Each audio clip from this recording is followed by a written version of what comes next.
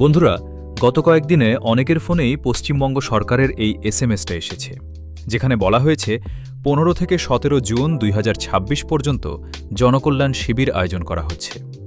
অনেকেই ভাবছেন, হঠাৎ সবাইকে এই মেসেজ কেন পাঠানো হচ্ছে? আসলে সরকারের বিভিন্ন প্রকল্পের সুবিধা যাতে সাধারণ মানুষের কাছে আরও সহজে পৌঁছে যায়, সেই কারণেই এই জনকল্যাণ শিবিরের আয়োজন করা হয়েছে। এখানে বিভিন্ন সরকারি পরিষেবা, আবেদন এবং তথ্য এক জায়গাতেই পাওয়া যাবে। তাই যদি আপনার ফোনেও এই এসএমএস এসে থাকে, তাহলে এটাকে অবহেলা করবেন না। আপনার এলাকার নিকটবর্তী শিবিরে গিয়ে বিস্তারিত তথ্য জেনে নিতে পারেন। শিবির চলবে সকাল 10টা থেকে বিকেল 5টা পর্যন্ত। আর এই ভিডিওটা আপনার বন্ধু এবং পরিবারের লোকজনের কাছে শেয়ার করে দিন, কারণ হয়তো অনেকেই এখনও জানেন না কেন এই মেসেজটা সবার ফোনে আসছে। পরের ভিডিওতে আমি বলবো জনকল্যাণ শিবিরে গেলে কি কি সুবিধা পাওয়া যেতে পারে, তাই এখনই ফলো করে রাখুন।